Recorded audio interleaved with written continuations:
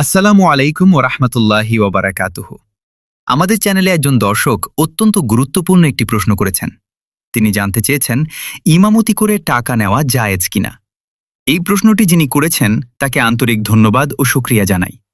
এই প্রশ্নটি শুধু একজনের নয়, বরং আমাদের সমাজের হাজার হাজার ইমাম ও মুসল্লির জীবনের সাথে সরাসরি জড়িত একটি বিষয়।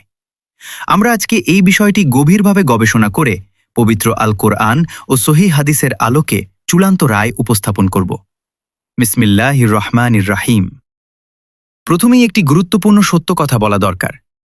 ইমামতি বা আজানের জন্য সরাসরি বেতন নেওয়ার ব্যাপারে কোরআন ও হাদিসে কোনো একক স্পষ্ট নির্দেশ নেই।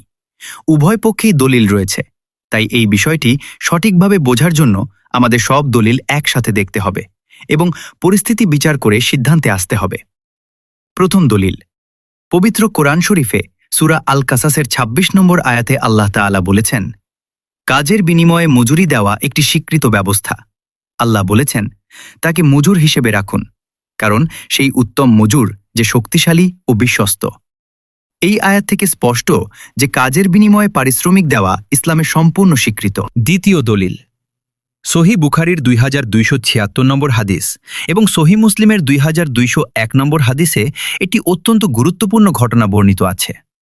রাসূলুল্লাহ সাল্লাল্লাহু আলাইহি ওয়াসাল্লামের কিছু সাহাবী এক স্থানে গেলেন যেখানে সাপে কাটা একজন রোগী ছিল।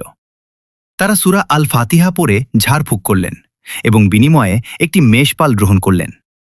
পরে রাসূলুল্লাহ সাল্লাল্লাহু আলাইহি ওয়াসাল্লামকে বিষয়টি জানানো হলে তিনি বললেন, তোমরা ঠিকই করেছ, আমার জন্যও একটি অংশ রাখো।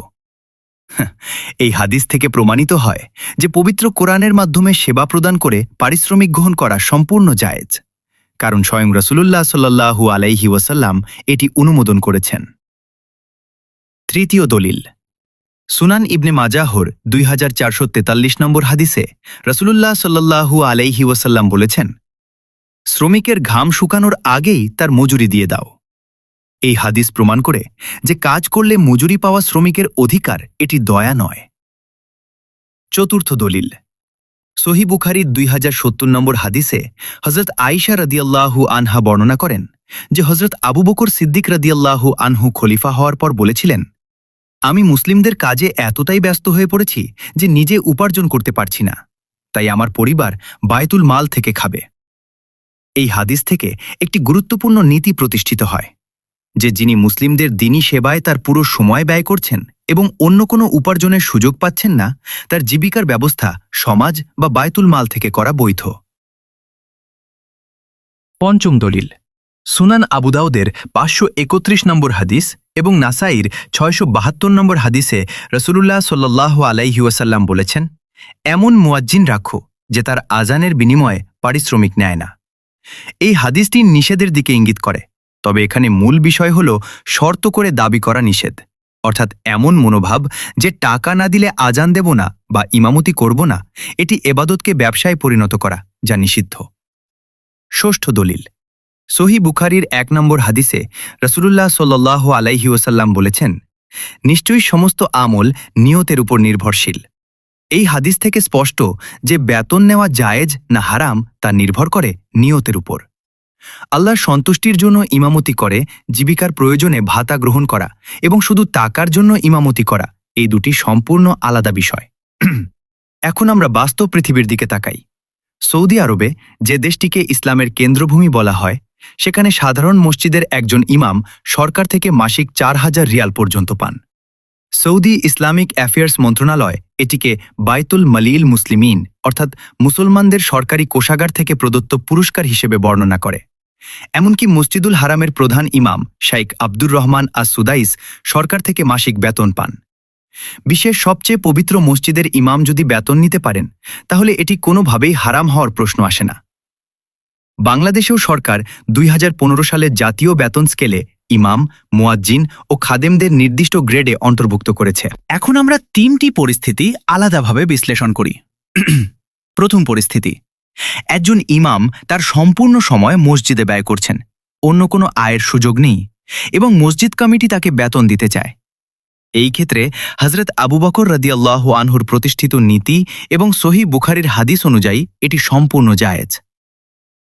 দ্বিতীয় পরিস্থিতি, মুসল্লিরা ভালোবেসে স্বেচ্ছায় মাস শেষে টাকা তুলে ইমামকে দিতে চান, যাতে তিনি নিজের কাপড় কিনতে পারেন, পরিবারকে সহায়তা করতে পারেন এবং খাওয়া দাওয়ার খরচ মেটাতে পারেন। এই ক্ষেত্রে সহিহ বুখারীর 2276 নম্বর হাদিস অনুযায়ী এটি সম্পূর্ণ জায়েজ।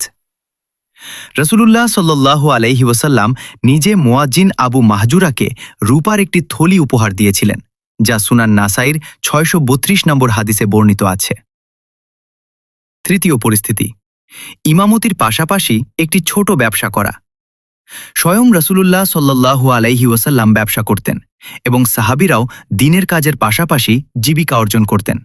এটি সুন্নাহসম্মত এবং সম্পূর্ণ জায়েজ। চূড়ান্ত রায়, ইমামতি করে মসজিদ কমিটির দেওয়া বেতন বা ভাতা গ্রহণ করা জায়েজ। মুসল্লিদের স্বেচ্ছায় দেওয়া অর্থ গ্রহণ করা জায়েজ।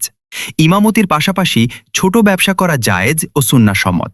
তবে যা অনুচিত তা হল শর্ত করে বলা যে টাকা না দিলে ইমামতি করব না, এটি নিষিদ্ধ। শুধু টাকার নিয়তে ইমামতি করা হারাম, কারণ সূরা হুদের 15 ও 16 নম্বর আয়াতে আল্লাহ তাআলা স্পষ্ট সতর্কবার্তা দিয়েছেন। কোরআনকে সম্পদ বৃদ্ধির হাতিয়ার বানানো নিষিদ্ধ। সর্বশেষ কথা হল, রাসূলুল্লাহ সাল্লাল্লাহু আলাইহি ওয়াসাল্লাম বলেছেন, নিশ্চয়ই সমস্ত আমল নিয়তের উপর নির্ভরশীল। নিয়ত আল্লাহ সন্তুষ্টির জন্য রাখুন। বেতন শুধু জীবিকার প্রয়োজনে গ্রহণ করুন এবং কখনো ইমামতিকে ব্যবসায় পরিণত করবেন না। ওয়াল্লাহু আ'লামু বিস-সাওয়াব। আল্লাহই সর্বাধিক জ্ঞাত। আল্লাহ আমাদের সকলকে ইখলাসের সাথে দ্বীনের খেদমত করার তৌফিক দান করুন। আমিন।